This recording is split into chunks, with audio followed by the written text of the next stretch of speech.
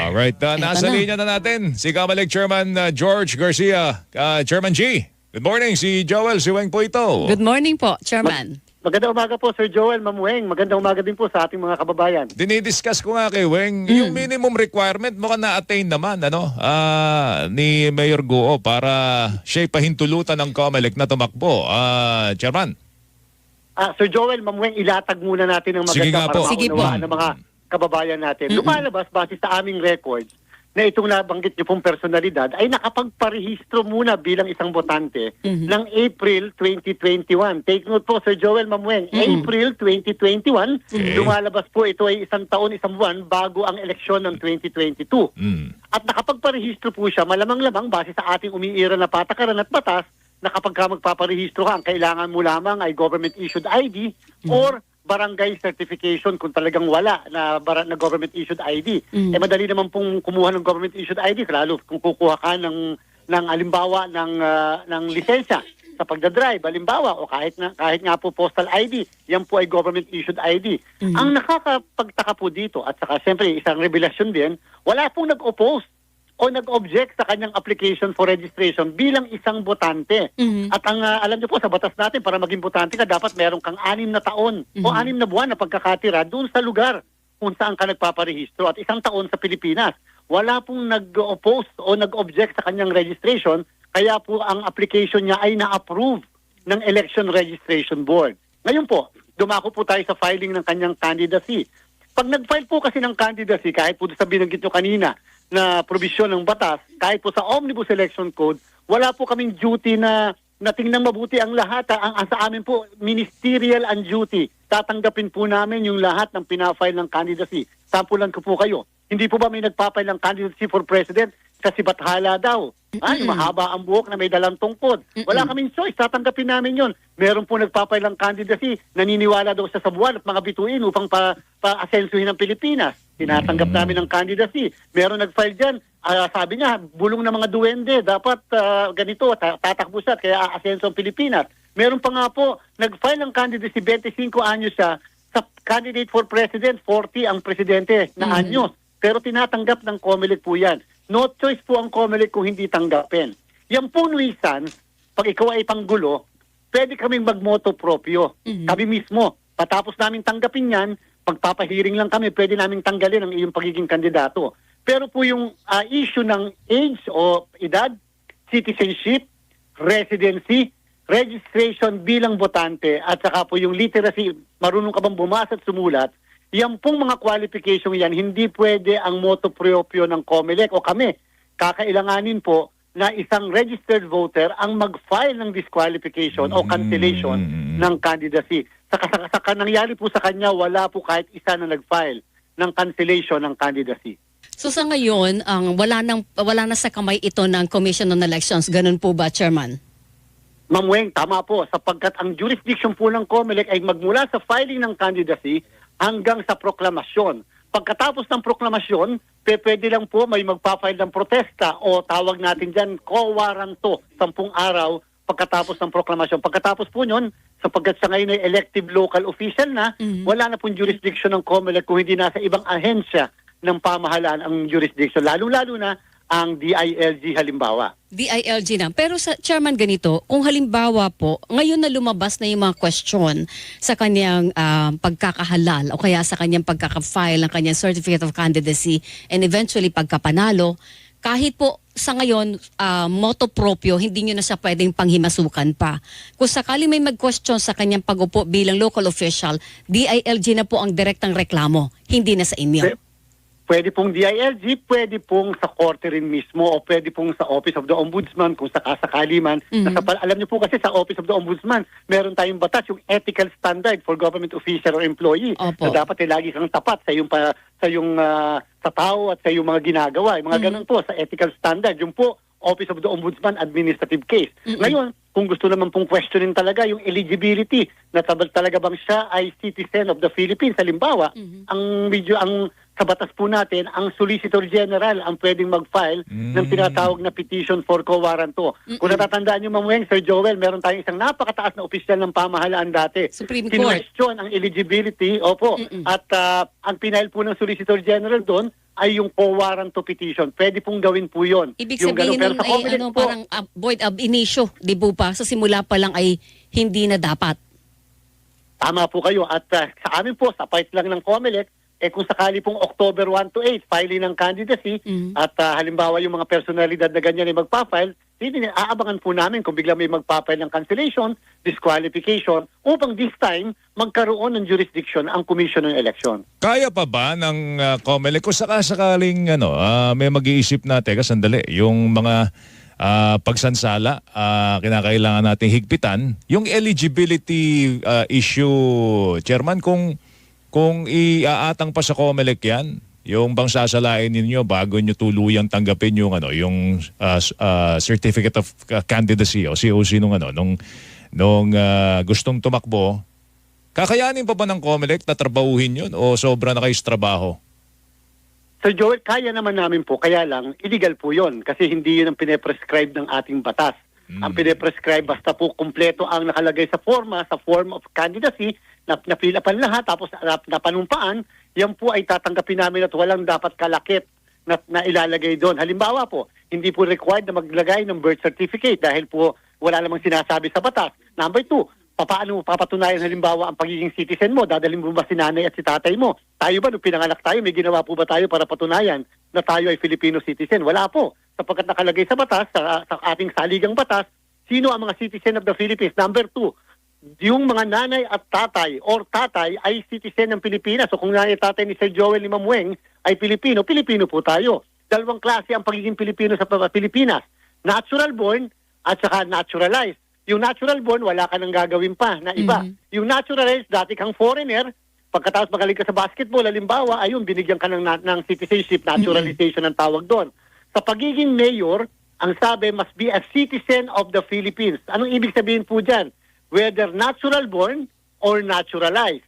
Yung nabanggit niyo pong personalidad, hindi po natin alam kung isa ba ay natural born o kaya naturalized citizen. So either way, ano man sa dalawang yon, makakatakbo po sa atin. Pero hindi po kami pwedeng maglagay sa panuntunan ng COMELEC ng dagdag na requirements sa Certificate of Candidacy sapagkat po may decision po yung Korte Suprema, kung natatandaan niyo, Ma'am Weng, Sir Joel, nag-require ang COMELEC ng certification na ikaw ay hindi drug addict na ita-attach sa Certificate of Candidacy Social Justice Society versus COMELEC.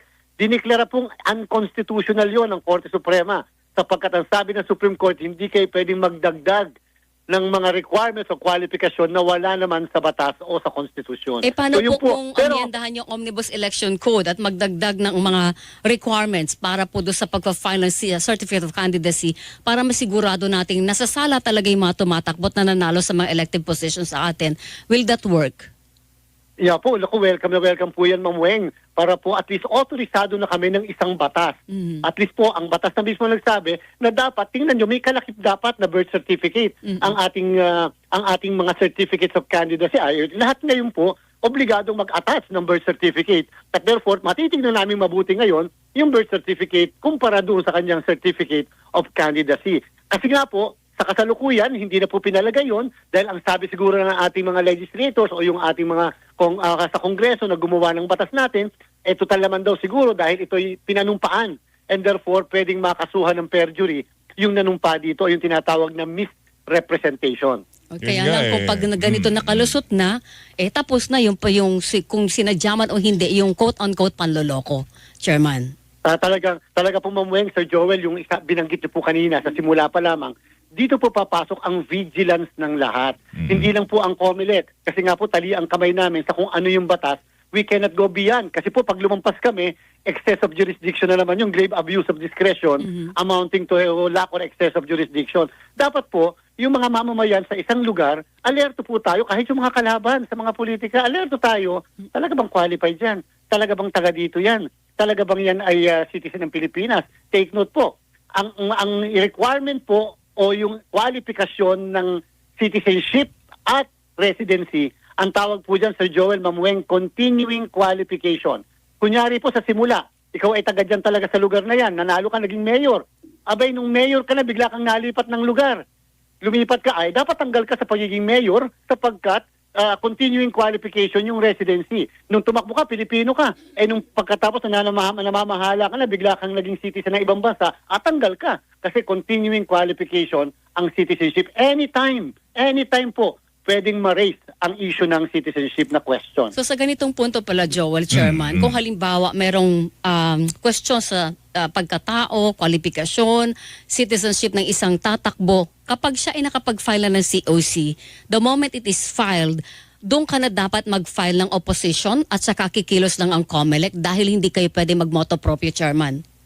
Tama po, Ma'am Kiweng, sapagkat hindi po namin kilala ang pagkatao ng lahat ng tumatakbo sa Pilipinas. Kahit po kay local COMELEC ng isang bayan, siyempre po nag-file ng candidacy mga 100. Hindi ko naman po kilala lahat yung mga 100 na yan. Kahit po tingnan ko yung certificate of candidacy na pinafile at yun lang ang requirement ng batas, hindi ko po naman makikita at malalaman yung pagkatao ng taong yan. Kaya po dapat alerto ang mga kababayan natin. Siguro po mas maganda ang aking payo, hindi lang po sa pagpa-file ng candidacy, kung hindi doon pa lang sa pagiging botante. Sapagkat sa pagiging botante, kita na kaagad eh. Hindi naman makakapagparehistro ang foreigner sa atin po eh. Dapat, doon pa lang sa pagpaparehistro, alerto na tayo, bakit parang may stranger na biglang tumako dito sa atin? Para namang hindi naman talaga ito Pinoy, o kaya naman hindi naman talaga ito na edad, o kaya sampid lang ito eh, bigla na lang pumasok dito sa ating barangay o bayan. Dapat po dyan pa lang, alerto tayo sapagkat yun po ang purpose talaga noong tinatawag na residency at citizenship requirement. Pero yung kaso kasi ni Alice Guo, ni Mayor, Weng, na-meet niya yung requirement, natural born or naturalized.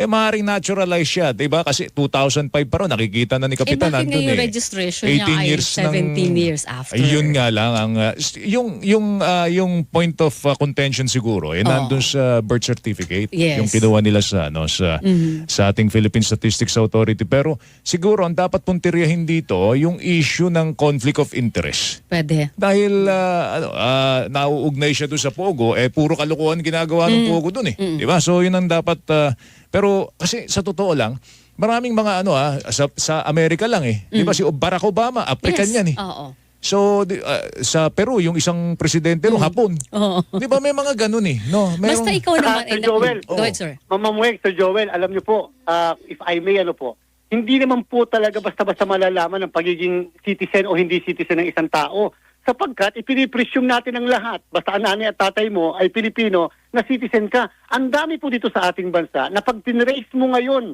yung punot dulo, yung ancestry, hindi pala sila Pilipino. Take note, nagsimula bilang Chinese sa mga lolo't lola. Pagkatapos yung tatay o yung nanay ay nakatira sa Pilipinas, hindi naman naayos ang dokumento, ang presumption ng mga nakatatandang mga kamag-anak ay Filipino na mga to. Nagkaroon ng mga anak ngayon, yung mga anak ngayon na presently, yung naandito na ngayon. Hindi nila alam, hindi sila Pilipino. Bakit? Itetrace niyo po yung blood relationship sa Pilipinas po. Ang tawag natin dyan, jus sanguinis. Blood relationship ang basihan ng ating pong citizenship. Sino ang nanay at tatay mo? Well, ang nanay at tatay ko ay mga dating Chinese pero naging Pilipino. Paano sila naging Pilipino ngayon? Itetrace mo. Ay, Chinese pa rin pala. Pag Chinese ang mga ninuno mo, hanggang ngayon, Chinese ka po dahil ibig sabihin ang blood relationship mo sa abroad po sa Amerika, ang tawag po sa kanila doon, Ma'am Weng, Sir Joel, jus soli. Place of birth. Kaya nga may mga Pilipino pagka buntis pupunta sa abroad. Doon mga anak para pag ang anak nila dalawa ang citizenship. Filipino na dahil nanay tatay Filipino, blood relationship, pagkatapos foreigner pa o American pa halimbawa kasi pinanganak sa US. So ganun po ang ibig sabihin sa atin ng when you say yung blood relationship at saka yung mismong place of birth. Yun, nag-text lang si Nympha, yung reporter natin sa Senate Chairman. Sabi niya, sa COC ni Mayor Guo, dineklara niya na Filipino siya at nakatira siya rito for 35 years and 2 months. Eksakto na edad naman po niya. Pero sinasabi niyo nga, wala namang question doon, wala kayong nakitang kakaiba, at wala rin nagpetisyon laban sa kanya, kaya tuloy ang kanyang kandidatura at nanalo pa ngayon nakaupo bilang mayor ng Bamban-Tarlac. So ang sinasabi niyo ngayon, Chairman, hindi siya under investigation ngayon ng COMELEC dahil wala kayo ng poder para gawin ito. Kung meron man siyang malfeasance o mga pagkakamali, Kayo na lang sa birth certificate di ba? Pero ito po ay dapat ibang forum na ang hahawak nito laban sa kanya. Yun lang yung malinaw, Chairman. Tama po, Ma'am Weng. At again, unfortunately, wala po kaming jurisdiction, walang na-file sa amin. Pero kita niyo po yung pagkakadeclare, sabi nga ni Ma'am Nympha. Tingnan niyo po, eksaktong edad niya ay yun ang kanyang residency sa Pilipinas. Pag pinag-aralan niyo po mabuti yan sa point of view ng isang lawyer o isang marunong na marunong mag-analyze, ibig sabihin kahit kailan, hindi siya umalis sa Pilipinas. Kahit kailan, hindi siya naging foreigner o hindi nag-acquire ng citizenship ng ibang bansa. Kasi otherwise, kung nag-acquire siya ng citizenship ng ibang bansa na katulad ng nangyayari sa iba na nagiging foreigner tapos na nagiging dual citizen pa, ibig sabihin dapat minus po yun, yung pagkakatira sa abroad. Eh hindi po, wala pong minus sa kanya pala na pagkakatira sa Pilipinas. Pero, ibig sabihin, magmula sa pinanganak, nandito siya sa bansa. pero Chairman, paano mo ibang patunay nun? Kung ang kanya deklarasyon din naman ay 17 years na bago siya narehistro. Apo, ay madami talaga po tayo na hindi naman porket naging 18, automatically nakakapagparehistro. Meron po tayo kung kailan nag-70, 72, 80, saka pala nagpa-register talaga bilang botante. At hindi naman po required talaga sa atin na magparehistro kapag ikaw ay 18 anyos. Dahil remember, ang pagboto po ay isang karapatan at hindi isang pribilehyo lamang. Alright, parang masterclass session to. Oo, di ba? Dami ko natutunan. Marami tayong natutunan. Mga law lecture ni Kamalik Chairman George Garcia. Ayun lang, siguro, tama yung sabi, Billy ni Chairman kayong mga residente, pag may naghahangad ng boto niyo, kaliskisan niyo ng buong buo. 'Di ba? Para hindi tayo mahantong sa ganito na naku-question ng Siguro kaya tiwala nga siya natin sa na kanya. boto ron. Kasi 2005 pa rin siya nandun At Diba? saka May maganda mga nagpapatunay. Tsaka maganda siguro. May magandang mga record niya sa naitulong. public service. Baka may hindi mga ba? naitulong yung tao. Kaya lang, yung issue tungkol doon sa Pogo, doon siya madadali. Yun. Kasi nga, lupa niya. 'Di ba? Lupa ng pamilya nila. Doon nakalagay yung Pogo. Oo. Tapos, Nabigyan niya ng ng mga permit. permiso. Oh, 'di ba? Yun ang dapat puntirin. Pero yung Sa kanyang kandidatura at palagay ko, pagkakahalal, Oo. lagpas na tayo sa puntong Tapos na yun. tayo dyan. Alright, Oo. Chairman. Anyway, Chairman, Maraming salamat sa oras salamat mo. po, Mag-ingat ka. Maraming salamat po Sir Joel Mamueng. Mabuhay Thank po, you. mabuhay po. Thank Chairman you. George Erwin Garcia, mga kapuso sa akin.